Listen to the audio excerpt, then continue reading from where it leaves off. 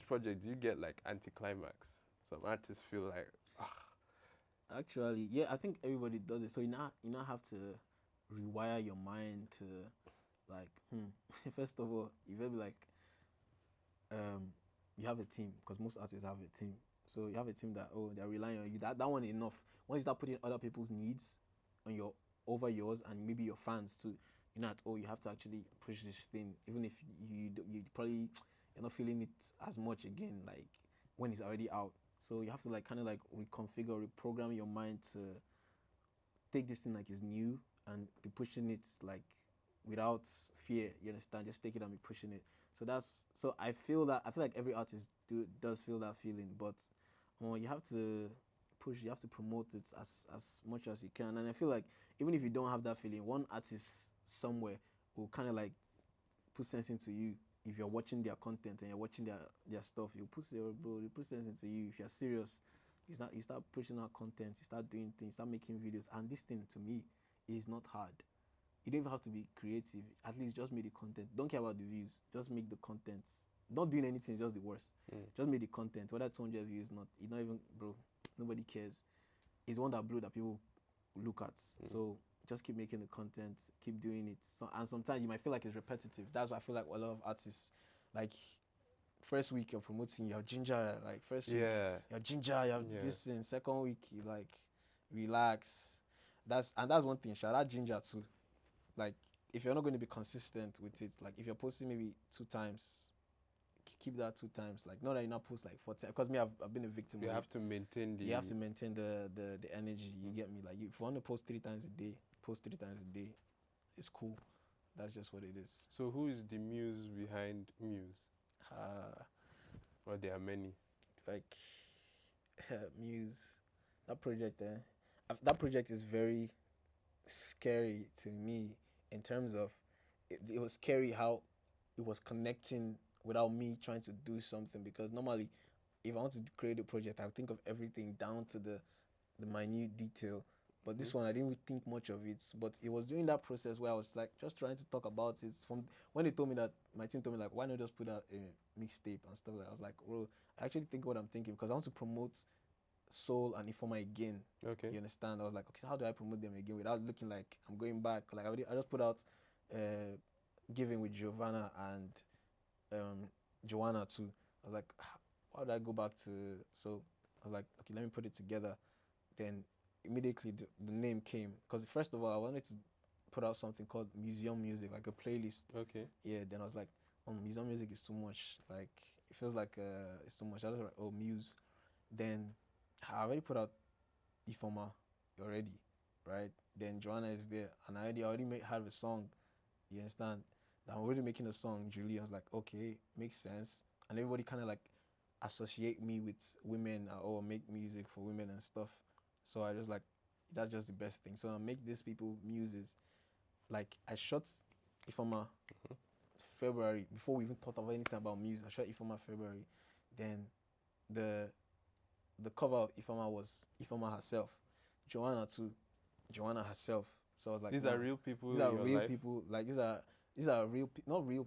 They're fictional, but like they were played by my friends. Okay. You understand? Okay. So, like, it's everything was just like perfect. Like everything was just putting together. Like I was sitting down to like, oh, okay, this is what I've done. This is what I've done. This is what I've done.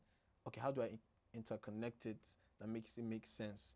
So everything, all the pieces were actually coming crazy together. Like Joanna, for instance, the initial model I wanted to do, Joanna, she was like, she couldn't come, da da da da da da da. So I met one of my friend that she first told me that, oh, she don't have wig on, she don't have this thing on. I was like, what do you have on? Cornrows. Cornrows was not the video, and that kind of like embodied who Joanna actually is in my mind. So everything was very, very, very. Same thing with Julie too. When I call is my friend, so I used for Julie's video, like called her like, oh, do you have this hairstyle? She's like, oh yeah, she does have this hairstyle. Oh, do you have this top? Have this top. Everything was just very, very, very straight and clean. And even when it comes down to the content, everything was just too smooth in a way that I was like, I'm actually scared that normally I used to plan things, but this one, no too much planning, no too much anything. Even same thing with the record with Melissa too. Right. easy.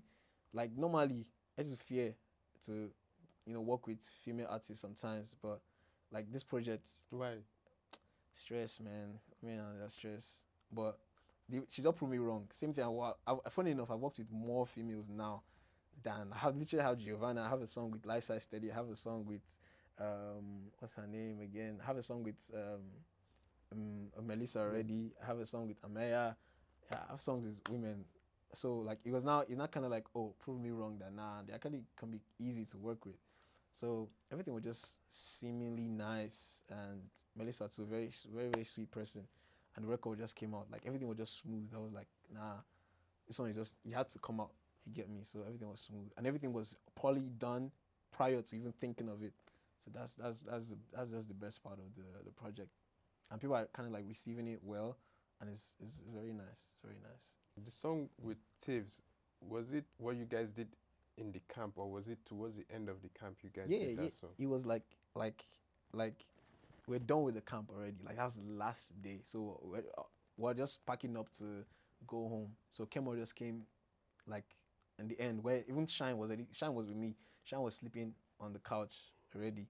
So we already recorded one song. Me, Shine, Taves, and Louder recorded one song already the day.